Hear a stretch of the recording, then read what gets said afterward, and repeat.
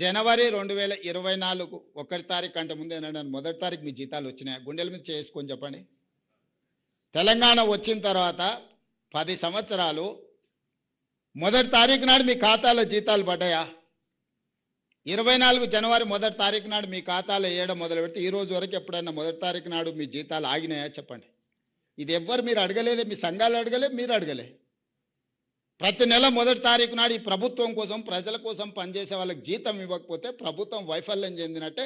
ప్రభుత్వానికి నాయకత్వం వహించిన ఎవరి కుర్చీలున్నా వాళ్ళు విఫలం చెందినట్టే అని ఒక నైతిక బాధ్యత తీసుకొని ప్రతి నెల మొదటి తారీఖు నాడు మీ ఖాతాలో జీతాలు వేస్తున్నాం.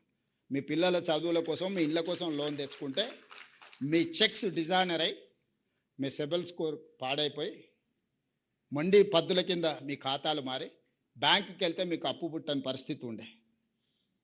ఈరోజు రెగ్యులేట్ చేసుకుంటూ వచ్చిన కదా. ఈరోజు అవుట్సోర్సింగ్ కాంట్రాక్ట్ వాళ్ళని కూడా రెగ్యులేట్ చేయమని చెప్పిన కదా. ఒకప్పుడు పాఠశాలలో ఊడ్చుకునేది మీరే, తుడుచుకునేది మీరే, గంట కొట్టుకునేది మీరే, అవునా? నేను రాగానే అమ్మ ఆదర్శ పాఠశాల పెట్టి సంఘాలకు బాధ్యత ఇచ్చి ఊడ్చే తుడిచే పని నుంచి మీకు విముక్తి కలిగించిన కదా. టీచర్ అనేవాడు క్వాలిటీ చదివియడానికి వచ్చిండు, ఊడవనికే తూడవనికే గంట కొట్టనికే కాదు. మీకున్న అనుభవాన్ని పిల్లలకు ఉపయోగించాలనేది నా ఆలోచన. పిల్లల బట్టలు కావచ్చు, డైట్ ఛార్జెస్ 10 సంవత్సరాలు పెంచకపోతే నేను వచ్చి 40% పెంచిన. కాస్మెటిక్ ఛార్జెస్ 16 ఇయర్స్ పెంచకపోతే నేను వచ్చి 210% కాస్మెటిక్ ఛార్జెస్ పెంచిన పేద పిల్లలకు. ఏవేమి చేయగలమో స్కూల్స్లలో రిఫార్మ్ తీసుకొచ్చినాం. ఈరోజు మనం సెంట్రల్ కిచెన్స్ డిజైన్ చేసి ఎంత బెస్ట్ బ్రేక్ఫాస్ట్ ఇవ్వడానికి ప్రయత్నం చేస్తున్నాం. ఒకరోజు పాలు, ఇంకొక రోజు రాగి జావా, ప్రోటీన్ ఫుడ్ ఇవ్వాలని ఈరోజు మనం ప్రయత్నం చేస్తున్నాం.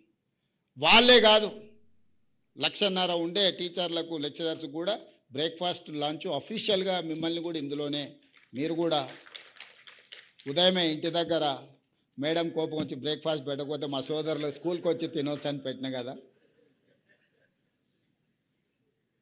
ఇవన్నీ కూడా కన్సర్న్తో, హ్యుమానిటీతో చేస్తున్నా నేను. ఇదేదో అధికారం ఉంది కాబట్టి అథారిటేటివ్ డెసిషన్స్ కావు ఇవి.